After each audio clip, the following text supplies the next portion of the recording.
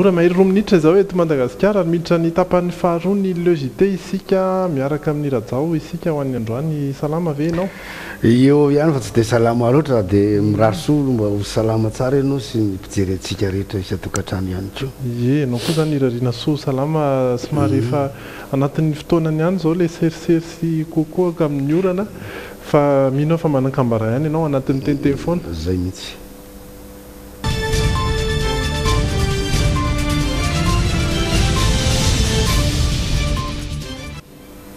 inona no azo ambara ny azo ambara dia fandraika betsaka amin'ilay zavatra fandraisantsika eto anatin'ny JT hoe ny fako ny loto ny rano miakatra sy ny karazany iny ny zavatra mitranga betsaka amintsika angamba amin'izao fotoan'izao ohatrany somary hoe mangidididy zany ny tenda dia inona atao voalohany indrindra manao dokotera tenany rehefa tonga ao aminao zay mangididy zay ny tenda dia tadidio zay fa efa tonga aminao zany zay le aretina inona mahatonga an'le aretina hitanao fako be dia be rany tanàna mameno antsika io io le avy rehetra antsika menakavy io taniny masoandro satria andro mafana zao dia rehefa mamay be eo dia masaka lasa ohatrany zezika ka rehefa tonga amin'izay ny orana tahaka an'le mitratrevatreva amin'izao fotoan'izao io dia mivoaka entona io le hafanana io dia makamy rivotra iainantsika menakavy dia iny ny foantsika menakavy dia zay mahatonga an'le aretina lasa mangididy aty ny tenda fetomboany aloha dia lasa tsika menakavy manao dokotera tendany lasa mitady vitamine C aloha dia mihinana n'indra ihany dia ohatrany tsisy fivoarana lasa indray manao voasary-makirana sy tately asio tamenakatody e asio sakamalao e fa maty eo ndraiky io ny andro faharoa amin'ny andro fahatelo ndana mividy amoxy e asiva antibiotika sy ny karazana maty eo ny andro fahatelo fa tsisy fivoarana le izy tsika mihereraka ihany zay ny defoan'le manao dokotera tenany fa raha ohatra tsika tamin'izay fotoan'izay zao na avy hatrany tonga dia mba nanakona n'le dokotera azo nataon'le hoe traitement de choc amin'ny andro voalohany ihany dia efa meno dokotera dia efa milamina tsara satria aorinany andro fahatelo zany zao vao anatona dokotera dia zay vao hitsabo amin'izay ny dokotera efa migrave le aretina lany eo zany ny herinandro dia fotoana tokony hiasana ampidirana vola da raiky tanteraka ary magaga rijatahina dia zao rehefa marary ianao tsy tadidinao mihitsy le fanafody sy zavatra tokony atao fa raha vao salama ianao dia adinonao tanteraka sy zavatra zay inona koa ny zavatra ataontsika menakavy keo rehefa tonga ihan'izay ny aretina manomboka mievina aloha dia mialatsiny aminareo fa ty zavatra olazaiko fa efa fantatrareo ihany fantatra fa fantatrareo fa reo mba mifampiteny ihany tsika menakavy satria mifanoro rehefa mievina ianao dia efa dio mihitsy manatrika olona miresaka aminao rehefa mievina fa mivadia aloha mitodia any andamosiny le olona aloha dia any ianao mievina ary alaivo amin'izay mosoara rehefa mievina ianao dia tokony hikombona ny vavanao vava mety misokatra vavanao zany tokony tapo mosoara satria iny le ianao mievina iny ny rora rehetrrehetra tsy avoakanao iny efa misy an'le otrika aretina iny karaha vao milasa ao anaty rivotra iny dia le olona efa ampiresanao zany no ampitainao voalohany an'le aretina dia mizay no antony ampiasana an'le mosoara tsy voatery lamba ihany fa nataratasy azy fa tokony hiaro amin'izay zany le mosoara raha sanatry ny vavana diny lela ka tsy manana mosoara ianao fa tsy tratra mosoara fa mety lavitra loatra azo atao ihany koa ny tanana anankiroa dia akombana tsara ao fa tsy mifanatrika amin'le olona fa miodina fa rehefa aveo koa sy ny tananao iny dia sasanao amin'ny savony tsara ataonao madio iny zay vao azonao andraisa tanana olona indray na vao azonao manao zavatra indray na misakafo indray ianao zay anisan'ny fiatsika anakiray zay tokony ananatsika menakavy fa raha tsy zany dia mifampita aretintsika menakavy dia tena migrave io fiatsika kely ohatra zay fotsiny dia vidina lafo le manao dokotera tenany aloha dia efa iny aloha dia mampitombo ny vola mivoaka aminao iny efa milaza aminao ary tadio tsara fa rehefa makany amin'ny dokotera koa ianao ka mahazo fanafody na sitrana ianao na tsy sitrana ianao tokony andalo kely any amin'ny dokotera hoe tia eto fa raha tsy zany dia tsy fantatry ny dokotera ny fivoaran'le fanafody sy ny fitsaboana zay natao anao ka sao dia mandoa vola indray le fiverenany ka zay kio zany mba kaviana amin'ny dokotera le consultation voalohany ihany no tokony andoa vola fa le amin'ny faharoa tokony tsy andoa satria ny dokotera koa tsy afenonantsika fa ny dokotera matsy médecine manko dia tenenina mihitsy hoe ary izy io ohatrany zavakanto rehetra ihany raha makany amin'ny dokotera ianao dia anontanotanina ianao dia indraindray ianao karazana fanafody anankiroa zany hoe na dokotera zany mitsatoka mety zao io aretina mahazo an'le rangahy io nefa mety ty ihany koa dia samy mitsaboiny miaraka ireo dia le anao le antsony miverina fanondrona iny hitsapany hoe nety ve le fanafodina mihinanao tamin'ny voalohany sa tsy mety fa raha tsy mety iny ameny vahaolana hafa indray ianao ka zay ny antony tsy maintsy iverenana ndram-pandeha any amin'ny dokotera nanity le fitsaponana tsy fa tokony mba tsy andro consultation fandronjakosa aloha fa dia zao koa nefany tsy voatery tsy maintsy makany amin'ny dokotera koa fa rehefa any amin'ny pharmacie tsika manontany fanafody a dia aza diavatra amin'ny tonga dia mividy hoe zao ny fanafody omena rehefa tsy izany le ordonnance fa tantarao amin'le pharmacienne ny aretina mahazo anao a dia izy ihany koa afaka manoro anao ny fanafody mety tsy sahaza aminao mba tsy hanaonao foana dia mifandraika amin'izay daholy toy ny resaka hoe lasa misotro rano maloto tsika menakavy sy ny karazany ity io moa dia fandresahana efa reto amin'ny drimina hatramin'izay fa dia ohatra mamosavy tena ihany tsika raha tsy miezaka eto amintsika raha ny tena marina tokony any atsimo ihany no tokony hijaly rano fa mba angaviana amintsika koa moa hoe mba rehefa manorona tanàna mba any amin'ny tanàna mba misy rano madio za sotroana atao e dia any dia efa mikakajiana hoe ity rano natao hisotroana ity rano natao hidiovana ity rano natao amin'ny fambolena maro isan-karazana fa isika indraindray manorona tanàna any amin'ny toerana tsy misy rano io koa zany dia défaut ny tolo malagasy taloha tsy fantatro na resaka antony hoe sécurité fa iry atapiteny rombohatra iry raha izy namorona trano dia ny olona maka rano tena tsy sasa ve tolo talosa ahoana sa tsy dia la piasa rano loatra fa dia ary ambany ary dia zany moa efa vita fa dia engany mba samy salama dolidoly samy mitandrina le rezy fa vidina lafo any ny fahasalamana amin'izao fotoana zao e marina tokoa zay mbola resaka ety antsika raha zao a mety anakambara tokoa ianao zao anatin'ity portrait ray a ho jerentsika ity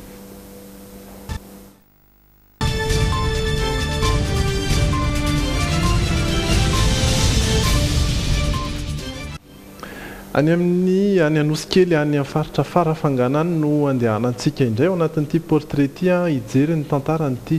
mpanjono iray ity zany hoe mpanindrona trondro any an-dranomasina moa zany no tena asany izay ny fomba fanonjona ihany izy ity betsaka ny trondro fa sahirana ihany ity olona iray izay narahany iainany irina raha tsy mba zavy ity mpanjono hafa kely Gérald satria tsy mampiasa aranjono na arato izy fa misitrika any anaty rano manindrona trondro no ataony 12 taona zao i Gérald ary efa tany amin'ny 15 taona no nanaovany ity asa ity voalohany eto Anosikely aty amin'ny faritra farafangana izy no mipetraka manambady ary mananjanaka iray izy vao maraina ny tenany dia mijery ny toetrandro amin'ny lanitra ahafaha maminavina na madio ny ranomasina na tsy afaka manao ity karazana fanjonona ity raha teo raha nambarany ary maloto ny ranomasina androany izao dia amin'ny mitatao vovonany sy ny namany no nanapa-kevitra fa isitrika ny ranomasina atiny ndraiky hatramin'ny adiny 2 eo no angalany trondro ampifiry zao me teo me 12 heures sa 12 heures zao ya 12 heures teo koa teo 14 heures davy te tudo tanety firy minitra anao misitrika anaty ranomasina teo me 10 afaka tsy miaina mandritra 10 minitra anao zany dia mafaka dia ahoana ny fangalana an'ilay trondro any ambany any inona nataonao tatonga da andraiko hosona izy tatonga da aboina takarina andaka ity fitaovana ity no anindrona ny trondro any anaty ranomasina any azo lavana sy na vy maranitra ny lohany ankoatran'io dia palme ataony amin'ny tongotra ny manampy azy amin'ny filomanosana hoentiny tsy mampiasa fitaovana hafa fisitrihana ny ranomasina izy indrindra fa ireo fitaovana manampy amin'ny fisefona any anaty ranomasina any toa ny tuba ohatra raha ny fanazavany Gérald dia mora ny manindrona trondro ary mora azahoana noho ny manarato ity teknika iray ity satria hita ny trondro ary afaka misafidy izay alainy izy ireo misy mahatratra ny amin'ny 20 kilao mihitsy no azony izy ireo ny trondro iray teo arakaraky fampiana zagnahary izy da domena zagnahary da misy 20 zany da tofarana ambony ya da tonga da avaritra misy atao laoka dia amin'ny ohatriny eo ny trondro anankiray ny laoka iray tarakaraky mavetivety koa izy dia teo me 75 eo kidikidy misy misy raha misy 40 000 eo. Mazana dia maherin'ny 10 kilao ny trondro entin'izy ireo miakatra ety amorontsiraka. Olana amin'ity faritra ity anefa dia betsaka ny trondro saingy ny mpaka azy ireny no tsisy ary alavitra raha teo no misy amin'ny farafangana toerana tokony amarotan'izy ireo izany trondro izany. Zalary zany azanaovana hoe komandy hoe itedavy trondro ohatran'izao zay zao ny anarany zao ny abiany dia tsy maintsy mahay milomano tsara mihitsy ihany koa sy maintsy manao akletika tsara satria tsisy fitaovana fisifona ninina tonga dia tsy maintsy vatana ray manontolo no miasa. Raha mba hitan'ny tompona ndraiky tsy zao mba fa tena miezaka le olona ke tsy mangataka fa miezaka izy aloha dia mba hoe satria nareo zalahy miezaka tsara mihitsiny dia tianareo zany hoe ampiana tia amin'izay fitaovana fa ny aina tsy ananapiry fa reo manarakaraka an'izany manana problème nareo amin'ny fivoahan'ny vokatra tsy misy hôtely maromaro ihany eo farafangana aloha fa misy fotoana ny atongavan'ny vahiny eo amin'ilay faritra fa rehefa tsisy zany le vahiny dia tsy maintsy hitadiavana lalana le sakafo dia apetraka anay chambre froide. Ie, afaka hitahirizana azy. Dia hivadika kely eo amin'ny vaovaon'ny trangam-piarahamonina indray isika.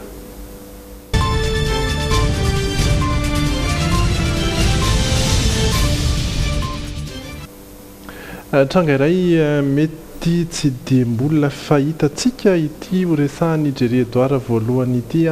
satria dia nisy ny zandary izay nosambory ny polisy tao anatin'ity raharaha iray ity Jerry Edouard no hanome fanazavana bebe kokoa. Narefidrefitra mbasy teny Mahamasina manoloan'ny lapan-kolontsaina sy ny fanatanjahantena ny aliny zoma teo nanatanteraka fisamborana olona izay ahina ho mpanao fanafiana amin'ny tampiadina ireo polisy misahana ny eloka behivava niaraka tamin'ireo avy tao amin'ny Saga sy ny Huir. Olona misy avalo no indreo voasambotra tamin'izany ary nentana natao fanadihadiana teny amin'ny bureau-ny IBC. Rehefa nozahana anefa ireo olona ireo dia nambara fa tsy misy ifandraisana tamin'ireo olona karohina tantara irina tamin'izy ireo. Tokotokony tamin'ny 7 teo tonga zareo polisy tonga teo Mahamasina zay sorisory teo ambazady du quartier zay tsy manam-poninina mihitsy zany zay nitongavana zareo tonga dia nanapoka base zareo dia nicerclen zareo zay dia avy moa zay nambarikain zareo zay neton zareo tany amin'ny bron zareo tery amin'ny pate de l'infanterie dia foian zareo ny tomobile sy nahitan zareo ninina nefa zay moa zay lazainy zareo fa hoe anapoka base tamin'io andro. Nampalahelo an'ity olona ity ny fomba nanatanterahana ny fisamborana manamarika izy fa anisan'ireo voasambotra ihany koa ny zandary iray niaraka ny revy tamin'izy ireo. Ty zandary ty izay niantso ireo lehibe iny ary tonga namoaka azy teny anosy aliny ihany izy ireo. Tsy navita nanao fanadihadiana tokony ho atao amin'ny olona ireo polisy no ity tranga ity. Borona tsy maintsy mandray le fepetra rehetra momba ny fiarovatena satria tsy fantatra raha olon-drato ny resaka aminao ka sanatrian'izany ny olona anao indray ny matomato azy eo dia natao ny fanamarinana rehetra dia hita tokoa fa tsy olon-dratsy ry zareo fa tsy maintsy manatao ny taratasy izay fanamarinana rehetra izay dia avy eo zareo fa hovitsorana ihany saingy nisy moa ny zavatra miseho iny tonga teo lehilehibena zandary anankiray tonga teo dia tsy nisy inona tsy dia nisy orana koa fa dia mena le izy rehefa nitakiny mba tsy ampisy ny sanatria hoe fifandonana na olana eo amin'ny samy mpiara-miasa samy mpitandro filaminana ty. Natinravina ny aliny ihany aza ny olana teo amin'ny polisy sy ny zandary dia nampalahelo ny tranga tahaka izao fantatra mantsy fa nitonian'ny fampanoavana izay mpikaroka ambony ny fandikan-dalàna no afaka manatsahatra fanadihadiana fa tsy manamboninahitra polisy na koa zandary. Tsy mbola nanao fanambarana manoloan'ity tranga ity teo anivon'ny zandary Maria misy mikasa ny itory aza ny sasany amin'ireo olona.